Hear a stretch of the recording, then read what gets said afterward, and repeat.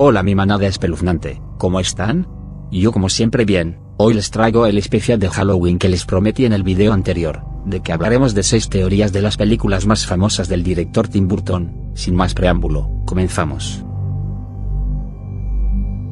De entrada hablaremos de la primera película que hizo a Tim Burton, un director reconocido y rentable, la primera de Beetlejuice, ya que de algo que nos dio esta joya de película, fue su lógica de su mundo de los muertos, de que quedas tal cual como en tu muerte, y no se preguntan cómo fue la muerte de la cabeza chiquita. Uno pensaría que fue porque hizo lo mismo que Beetlejuice de robarle el papel al Shaman brujo en la sala de espera, pero esto queda descartado, ya que ese brujo solo aparece al final de la película con otros muertos, siendo el número 4, cuando llegaron Adam y Bárbara al mundo de los muertos el número era alto y tenía otros muertos en esa sala de espera, a excepción del de la cabeza pequeña. Además en la secuela vemos más como él, como Bob, en paz descanse, y otros que trabajan para Beetlejuice. Entonces ¿cómo murió? ¿Porque luce anormal y porque hay más como él?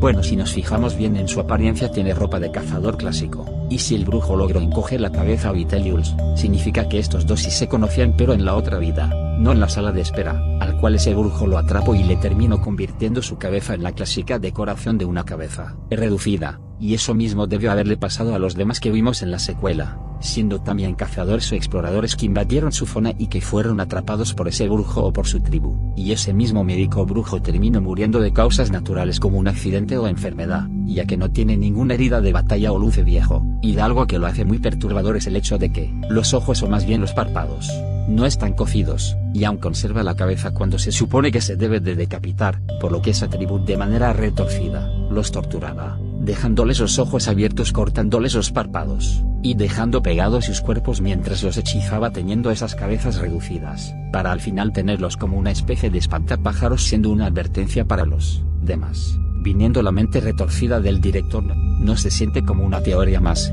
sino un dato perturbador que los fans descubrieron.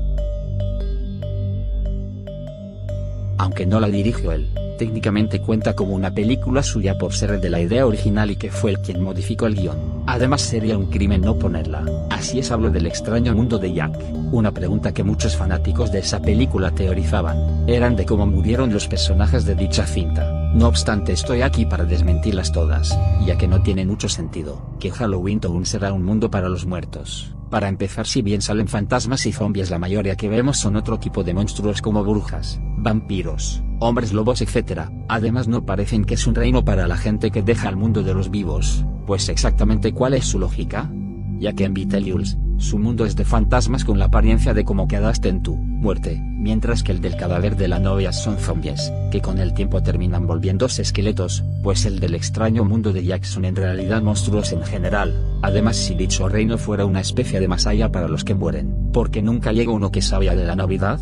Bueno, tal vez esos monstruos estaban en el mundo de los vivos pero terminaron llegando al pueblo, donde todos serían monstruos queriendo festejar el Halloween, por lo que el pueblo no es un mundo para los muertos, solo a los monstruos en general. No obstante, de algo que me llama la atención es el origen de Jack Skeleton, pues como sabemos está basado en Jack Linterna, pero en lugar de una calabaza es un esqueleto con apariencia de gótico. Esto se debe a que el mundo real sí saben que él existe, pero como una leyenda con el nombre de Jack Linterna, al cual fue la razón de que festejan Halloween. Pues de algo que sabemos de las leyendas es que con el tiempo cambian la versión de la original, o sea que ese mundo Jack siempre fue un esqueleto pero no un hombre que hizo un pacto al diablo y lo engañó. Ese último lo inventaron por el exceso de calabazas que tenían en aquella época, siendo la razón de él, porque los pueblos usan dichas calabazas para Halloween, y que esos monstruos hallaron un propósito de sus vidas de celebrar dicha festividad.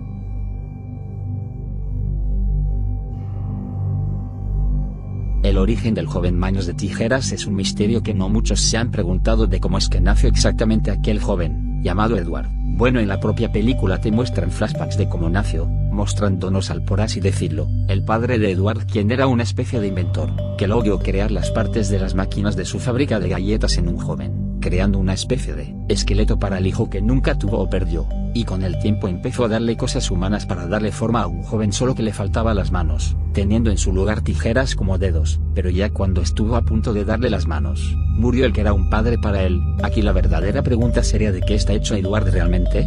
No sería piel humana realmente, puesto que en el final de la película, vemos a una Kim ya anciana mientras que Edward aún luce igual. y con la misma energía de hacer esculturas de hielo. Además, cuando su padre quiso darle sus nuevas manos, cuando se cortaron accidentalmente por el infarto del señor, no había sangre o algo rojo, solo parecía plástico. No obstante, en una escena vemos que accidentalmente se corta en la cara y sintió dolor. Tampoco creo que si fuera un monstruo a lo Víctor Frankenstein sintiera ese dolor, por lo que será que esté hecho Edward. Es un material raro que le permite sentir reflejos, por así decirlo, y también tuviera órganos que lo hacía tener emociones como el cerebro y el corazón, o podía comer, teniendo estómago. Lo más posible es que su inventor tuviera complejo de Willy Wonka y podía crear excelentes creaciones, como dicho personaje, y que la piel que lo hizo probablemente esté hecho de una masa que se volvió piel. No es tan descabellado cuando ves que el personaje, al igual que Willy Wonka, es dueño de una fábrica de postres, y que fuera capaz de crear un robot con características humanas, pues también vemos que, a diferencia de los otros dos Willy Wonkas del cine, el de Tim Burton hacía cosas imposibles, siendo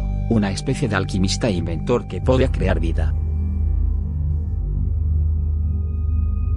Las dos películas de Batman que tenían a Tim Burton de director, antes que Warner lo echara a perder despidiéndolo, y hacer las dos últimas películas de ese Batman infantiles entre comillas, sí que eran lo mejor que nos pudieron dar en esa época, siendo las dos mejores películas del género de superhéroes, por lo que hablaremos de la historia del pingüino de la película Batman Regresa. Uno que otro pensaría que en su origen, los padres de aquel debía llamarse Oswald Cobblepot, lo echaron por su comportamiento monstruoso y no solo por su fealdad, pues se terminó comiendo a un gato. Sin embargo, ellos sí son los malos de la historia, pues sí era un monstruo sin remedio, porque los pingüinos que lo terminaron criando no se comió a ninguno como lo hizo con el gato. No creo que haya sido porque lo saciaban de pescado, tarde o temprano hubiera mordido la mano que le daban de comer, por lo que ese comportamiento lo tuvo por culpa de los que se suponen que son sus padres, ya que cuando nació dicho bebé no parecía actuar salvaje, solo lucía sumamente horrible. No es como si una vez que saliera se le diera por atacar a quien lo sacó, por lo que ellos inhumanamente lo trataron como un animal,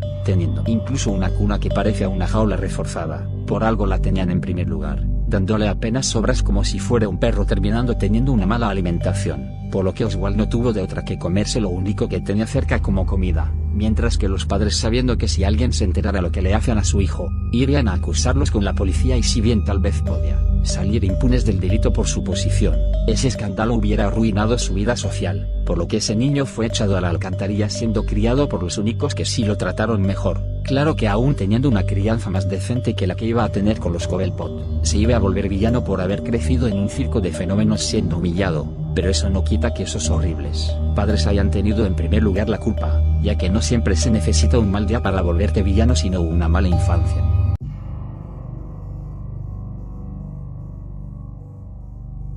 La película de Charlie y la fábrica de chocolate, a pesar de ser una especie de remake de la original que es inocente, tenía una historia un poco diferente, pues en esta no tenía de trama que el villano Arthur Lugworth quería la receta usando al niño Charlie. Solo usaron esa historia en un flashback de que Arthur sí obtuvo la receta, pero a base de un empleado, siendo la razón del por qué Willy Wonka contrató a los conocidos Oompa Loompa, y no una persona con oso de codicia, aunque todos pensaríamos que es Arthur, a diferencia de los otros que tenían cada Willy Wonka como el viejo y el nuevo. Este sí se salió con la suya. No obstante, estoy aquí para darte una teoría que te dará satisfacción, pues de algo que no se nos vuelve a mostrar fueron los dulces raros que crearon las demás empresas que obtuvieron las recetas que le robaron a Willy Wonka, pues considerando la popularidad y ventas que debieron haber ganado, debió pasar a otros países, como la simple barra de chocolate de Willy Wonka, pues no vimos a Violeta mascando un chicle que no podía explotar, que era una de las recetas que le robaron a Wonka. ¿Qué fue lo que pasó? Pues esto se debe a las consecuencias del capitalismo de ahorrar su presupuesto, quitándole calidad al producto, y como estamos hablando de las recetas de los extraños dulces de Wonka,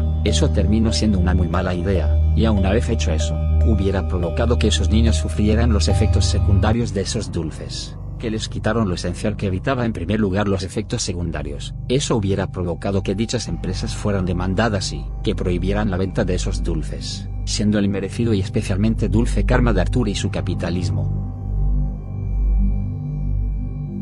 Ya para finalizar, dejé al más perturbador como siempre, pues iba a encajar con este día, a diferencia de la película de Beetlejuice, que también presentaba un mundo para los muertos que es triste y oscuro. El de la película El cadáver de la novia es alegre y colorido, siendo una alegoría de que después de morir descansas en paz sin más peso que cargar, sin enfermedades o cosas materiales, viviendo feliz, aunque claro, eso tendría un precio, que es a lo que quiero llegar.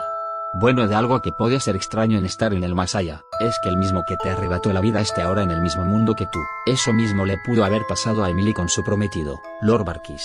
Si no hubiera dejado para siempre los dos mundos, dejando por así decirlo de existir, o pudo haber reencarnado, para ahora sí en la siguiente vida estar con su alma gemela Victor. No obstante, Lord Barkis tampoco viviría en el mundo de los muertos, pues de un dato que vi del mundo de Fowles que los muertos de ese mundo llegan a comerse entre ellos. Pero aquí es donde entra la teoría. Para no tener disputas y solamente tener paz entre ellos los muertos, ellos llegan a cocinar a los que cometieron atrocidades a inocentes en el mundo de los vivos, como matar u otra cosa que no puedo especificar, hasta dejarlos como esqueletos, para al final ser molidos por polvo para recetas relacionadas a polvo de huesos. Claro, para saber quién haría algo sería juzgado por quién era su deidad, el anciano. Pues cuando ellos descubrieron lo que Barkis le hizo a Emily, ellos querían acabar con él, pero el anciano dijo que se debían respetar las reglas de los vivos y los muertos. Pero cuando Barkis fue envenenado, él dijo que se lo podían llevar, siendo ahí donde ellos acabarían por completo a Lord Barkis, convirtiendo su cuerpo en una receta deliciosa para ellos. Pues no llegó uno nuevo al mundo, solo llegó más comida para ellos.